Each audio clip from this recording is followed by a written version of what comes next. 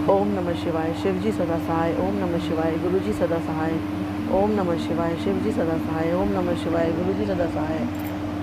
ओम नमः शिवाय, शिवजी सदा सहाय। ओम नमः शिवाय, गुरुजी सदा सहाय।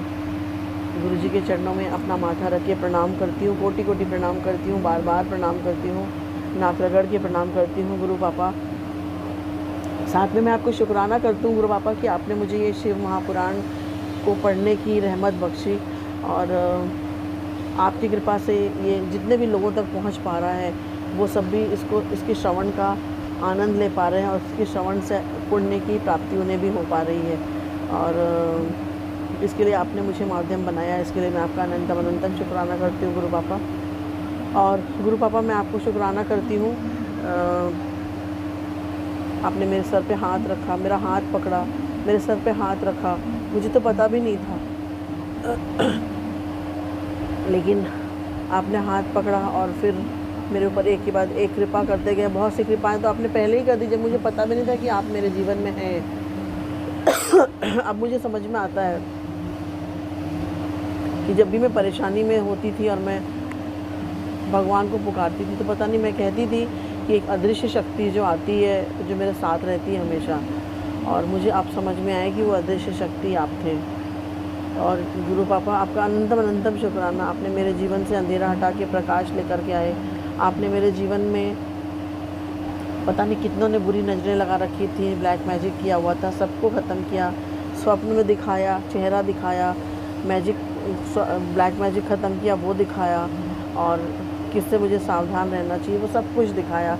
और फिर आपने हमेशा हमेशा मेरे पूरे परिवार को ब्लेस किया, न्यू लाइफ ब्लेस की, मेरे पति को new career new life bless की, मेरे बेटे को न्यू करियर और उसकी पढ़ाई लिखाई और न्यू लाइफ ब्लेस की। हमेशा हम सबके साथ रहते हैं।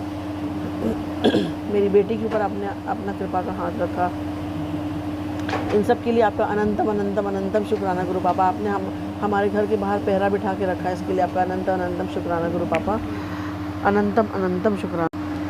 सभी संगत जी को जय गुरु जी कहते हुए अब मैं श्री शिव महापुराण रुद्र संहिता, द्वितीय रुद्र संहिता के द्वितीय खंड सती खंड के तीसरे अध्याय का पठन करने जा रही हूँ। अथ तृतीय अध्याय। कामदेव को विविध नामों एवं वरों की प्राप्ति। विषय है कामदेव को विविध नामों एवं वरों की प्राप्ति। काम के प्रभाव से ब्रह्मा तथा ऋषिगणों का मुग्ध होना, धर्म द्वारा स्तुति करने पर भगवान शिव का प्राकट्य, और ब्रह्मा तथा ऋषियों को समझाना, ब्रह्मा तथा ऋषियों से अग्निश्वात आदि पितृगणों की उत्पत्ति, ब्रह्मा द्वारा काम को शाप की प्राप्ति तथा निवारण का उपाय। ब्रह्मा जी बोले, तब मेरे अभिप्राय को जानने वाले मेरे पुत्र मरीचि आदि मुनियों ने उसके उचित नाम रखे। उन सृष्टिकर्ता दक्ष आदि ने उनका मुख देखते ही तथा उनकी अन्य चेष्टाओं से उनके समस्त चरित्र को जानकर उसे रहने का स्थान दिया तथा पत्नी भी दे दी। मेरे पुत्र मरीच आदि ऋषियों ने एकत्रित होकर नामों का निश्चय करके उस पुरुष को नाम भी बता दिया। ऋषिगण बोले, तुमने ब्रह्मा जी से उत्पन्न होते ही हम लोगों के मन को मत डाला है, इसलिए तुम लोक में मनमथ नाम से प्रसिद्ध होगे। सभी लोकों में तुम सुंदर रूप वाले हो, तुम्हारे समान कोई भी सुंदर नहीं है, इसलिए हे मनोभव काम नाम से भी तुम विख्यात होगे। तुम सभी को मदोन्मत्त करने के कारण मदन कहे जाओगे। अहंकार युक्त होकर दर्प से उत्पन्न हुए हो, इसलिए तुम कंदर्प नाम से भी संसार में प्रसिद्ध होगे। तुम्हारे समान किसी भी देवता का पराक्रम नहीं होगा, अतः तुम्हारे लिए सभी स्थान होंगे और तुम सर्वव्यापी हो जाओगे। ये जो आदि प्रजापति पुरुषोत्तम दक्ष हैं, वे स्वयं ही तुमको योग्य पत्नी के रूप में सुंदर स्त्री प्रदान करेंगे। ब्रह्मा के मन से उत्पन्न हुई यह सुंदर रूप वाली कन्या संध्या नाम से सभी लोकों में विख्यात होगी। अच्छी प्रकार से ध्यान करते हुए ब्रह्मा जी के हृदय से उत्पन्न होने के कारण तेज आभा वाली तथा मल्लिका पुष्प के सदृश यह कन्या संध्या इस नाम से विख्यात होगी। ब्रह्मा जी बोले, इस प्रकार कामदेव अपने 5 पुष्प आयुधों को लेकर वहीं पर गुप्त रूप से स्थित होकर विचार करने लगा।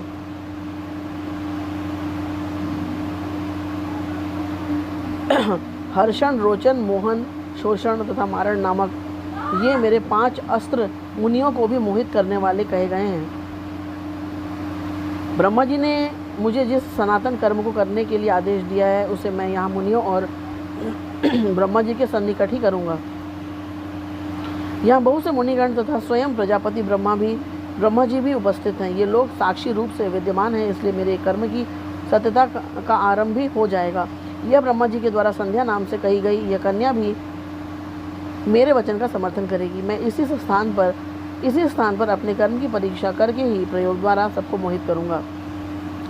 ब्रह्मा जी बोले, इस प्रकार विचार करने के अनंतर मन में निश्चय करके वह अपने पुष्प के धनुष पर पुष्प के बाणों को चढ़ाने लगा। श्रेष्ठ धनुर्धारी कामदेव ने धनुष खींचने की मुद्रा में स्थित होकर यत्नपूर्वक धनुष चढ़ाकर उसे मंडलाकार किया।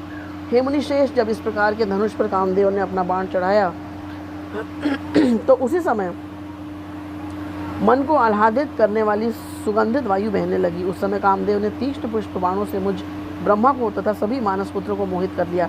हे मुनि, तत्पश्चात सभी मुनिगण और मैं भी मोहित हो गया। सभी के मन में काम विकार उत्पन्न हो गया। विकार से उत्पन्न होने के कारण सभी लोग संध्या की ओर बार बार देखने लगे। सभी के मन में काम का उद्वेग हो गया, क्योंकि स्त्री काम को बढ़ाने वाली होती है। उस कामदेव ने सभी को बार बार मोहित करके किसी भी तरह से वे काम विकार को प्राप्त हों वैसा उन सबको कर दिया। उस स्त्री को देखकर जब मैं ब्रह्मा उन्मत्त इंद्रियों वाला हो गया, उस समय मेरे शरीर से 49 भाव उत्पन्न हो गए। काम बाण के प्रभाव से उन सभी के द्वारा देखी जाती हुई वह संध्या भी अपने कटाक्षों के आवरण से अनेक प्रकार के भाव प्रकट करने लगी। स्वभाव से सुंदरी वह संध्या मन से उत्पन्न उन भावों को प्रकट करती हुई छोटी छोटी लहरों से युक्त गंगा की तरह शोभित होने लगी। हे मुने, इस प्रकार के भावों से युक्त संध्या को देखकर काम से परिपूर्ण शरीर वाला मैं ब्रह्मा उसकी अभिलाषा करने लगा। हे द्विज श्रेष्ठ, तब मरीचि अत्रि आदि सभी मुनि तथा दक्ष प्रजापति आदि विकृत इंद्रियों वाले हो गए। दक्ष, मरीचि आदि ऋषियों तथा मुझे और संध्या को भी काम विकार से युक्त देखकर कामदेव को अपने कार्य पर विश्वास हो गया। अब कामदेव के मन में यह विश्वास हो गया कि ब्रह्मा ने मुझे जिस कार्य के लिए आदेश दिया है मैं वह कार्य करने में पूर्ण रूप से सक्षम हूँ। ब्रह्मा जी के पुत्र धर्म ने अपने पिता तथा भाइयों की ऐसी दशा देखकर धर्म की रक्षा करने वाले भगवान सदाशिव का स्मरण किया। धर्म ने धर्मपालक शिव जी का मन से स्मरण कर दीन भावना से युक्त होकर अनेक प्रकार के वाक्यों से उनकी इस प्रकार स्तुति की। धर्म बोला, हे देवाधिदेव, हे महादेव, हे धर्मपाल, आपको नमस्कार है। हे शंभो, सृष्टि पालन तथा विनाश करने वाले आप ही हैं। हे प्रभु, आपने निर्गुण होकर भी रज, सत्व तथा तमोगुण से सृष्टि कार्य के लिए ब्रह्मा, पालन के लिए विष्णु तथा प्रलय के लिए रुद्र स्वरूप धारण किया है। हे प्रभु, आप शिव तीनों गुणों से रहित, प्रकृति से परे, तुरीयावस्था में स्थित, निर्गुण, निर्विकार तथा अनेक प्रकार की लीलाओं में प्रवीण हैं। हे महादेव, इस भयंकर पाप से मेरी रक्षा कीजिए। इस समय मेरे पिता तथा मेरे भाई पाप बुद्धि वाले हो गए हैं। ब्रह्मा जी बोले, धर्म के द्वारा परमात्मा प्रभु की जब इस प्रकार स्तुति की गई तब वे आत्मभूत शिव धर्म की रक्षा करने के लिए वहीं प्रकट हो गए। वे शंभु आकाश में स्थित होकर मुझ ब्रह्मा तथा दक्ष आदि को इस प्रकार से मोहित देकर मनी मन हंसने लगे। हे मुनि श्रेष्ठ, उन सबको साधुवाद देकर बार बार हंसकर मुझे लज्जित करते हुए वे ऋषभ ध्वज ये कहने लगे। शिवजी बोले, हे ब्रह्मन, अपनी कन्या को देखकर आपको काम भाव कैसे उत्पन्न हो गया? वेदों का अनुसरण करने वाले के लिए यह उचित नहीं है।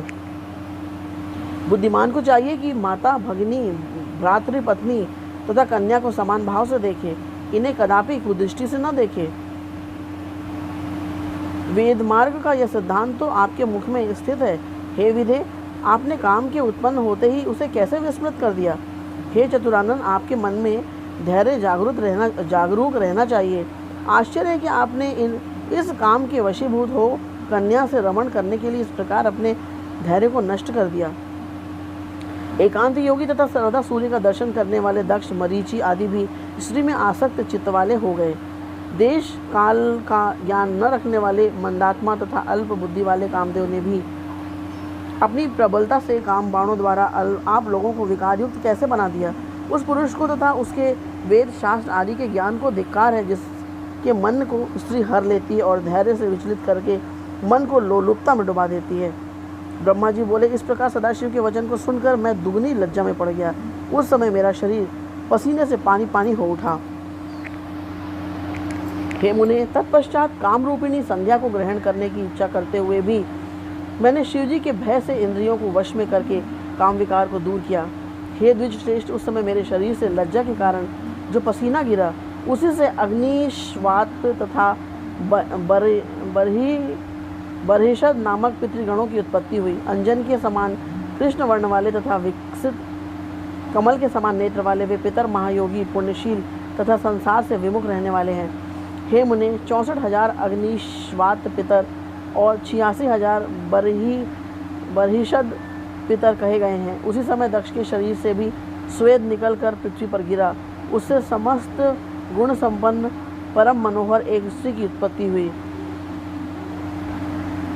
उसका शरीर सूक्ष्म था, कटी प्रदेश सम था, शरीर की रोमावली अत्यंत सूक्ष्म थी, उसके अंग कोमल तथा दांत परम सुंदर थे और वह तपे हुए सोने के समान कांति से दीप्यमान हो रही थी। वह अपने शरीर के समस्त अवयवों से बड़ी मनोहर प्रतीत हो रही थी तथा उसका मुख कमल पूर्ण चंद्रमा के समान था। उसका नाम रति था, जो मुनियों के भी मन को मोहित करने वाली थी। क्रतु, वशिष्ठ, पुलस्त्य तथा अंगिरा को छोड़कर मरीचि आदि 6 ऋषियों ने अपनी इंद्रियों का निग्रह कर लिया। हे मुनिश्रेष्ठ, इन क्रतु आदि 4 ऋषियों का वीर्य पृथ्वी पर गिरा। उन्हीं से दूसरे पितृगणों की उत्पत्ति हुई।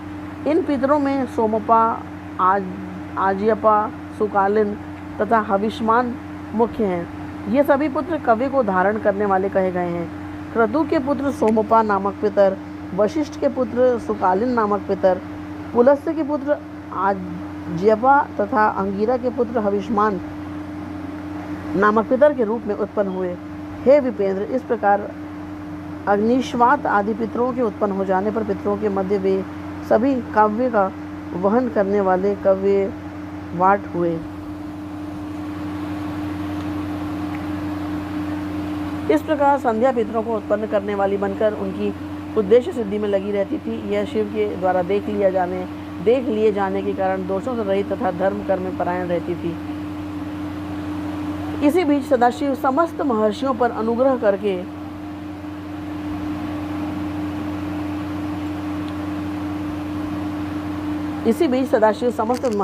अनुग्रह करके तथा विधि पूर्वक धर्म की रक्षा कर शीघ्र ही अंतर्ध्यान हो गए। उसके बाद शंभु सदाशिव के वाक्यों से मैं पितामह लज्जित हुआ। मैंने अपनी भ्रिकुटी चढ़ा ली और कामदेव पर बड़ा क्रोध हुआ।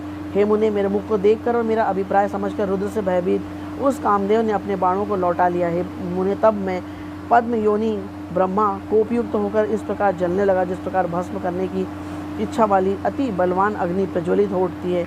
मैंने क्रोध में भरकर उसे यह श्राप दे दिया। अहंकार से मोहित हुआ यह कंदर्प शिवजी के प्रति दुष्कर कर्म करके उनकी नेत्राग्नि से भस्म हो जाएगा। हे द्विज श्रेष्ठ, इस प्रकार मुझ ब्रह्मा ने पितृ समूहों के तथा जितेंद्रिय मुनियों के सामने इस काम को यह अमित शाप दिया। मेरे शाप को सुनकर भयभीत हुआ कामदेव उसी क्षण अपने बाणों को त्याग कर सबके सामने प्रकट हो गया।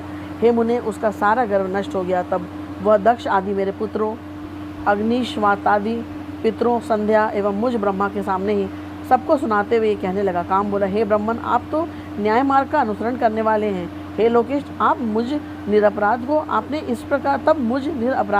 इस प्रकार दारुण शाप क्यों दे दिया? हे ब्रह्मन, आपने मेरे लिए जो कहा है मैंने तो वही कार्य किया। आपको मुझे शाप देना ठीक नहीं है, क्योंकि मैंने आपकी आज्ञा के विरुद्ध कोई अन्य कार्य नहीं किया है। हे ब्रह्मन, मैं ब्रह्मा, विष्णु तथा शिव ये सभी तुम्हारे बाणों के वशीभूत होकर रहेंगे, ऐसा जो आपने कहा था उसी के अनुसार ही मैंने परीक्षा ली थी। अतः हे ब्रह्मन, इसमें मेरा अपराध नहीं है। हे देव, हे जगतपते, यदि आपने मुझे निरपराध को यह दारुण शाप दे ही दिया है तो इसका कोई समय भी निश्चित कर दीजिए। ब्रह्मा जी बोले, हे नारद, तब मैं जगतपति ब्रह्मा उसकी यह बात सुनकर चित्त को वश में करने वाले काम को बार बार डांटता हुआ इस प्रकार बोला। हे काम, यह संध्या मेरी कन्या है। तुमने इसकी ओर सकाम करने के लिए मुझे अपने काम का लक्ष्य बनाया, इसलिए मैंने तुम्हें शाप दिया। हे मनोभव, अब मेरा क्रोध शांत हो गया है, अतः मैं तुमसे कह रहा हूँ, उसे सुनो। तुम संदेह रहित होकर सुखी हो जाओ और भय छोड़ो। हे मदन, तुम महादेव जी की नेत्राग्नि से भस्म होकर बाद में शीघ्र ही इसी के समान शरीर प्राप्त करोगे। जब शंकर जी विवाह करेंगे तब वे अनायास ही तुम्हें शरीर प्रदान करेंगे। हे नारद, काम से इस प्रकार कहकर मैं लोक पितामह उन मानस पुत्रों मुनिवरों को के देखते देखते ही अंतर्ध्यान हो गया। इस प्रकार मेरे वचन को सुनकर कामदेव तथा मेरे वे सभी मानस पुत्र प्रसन्न हो गए और शीघ्रता से अपने अपने घरों को चले गए। इति श्री शिव महापुराणे द्वितीयायां रुद्र संहितायां द्वितीय सतिखंडे काम शापानुग्रहो नाम तृतीय अध्याय। इस प्रकार श्री शिव महापुराण के अंतर्गत द्वितीय रुद्र संहिता के द्वितीय सतिखंड में काम शापानुग्रह वर्णन नामक तीसरा अध्याय पूर्ण हुआ।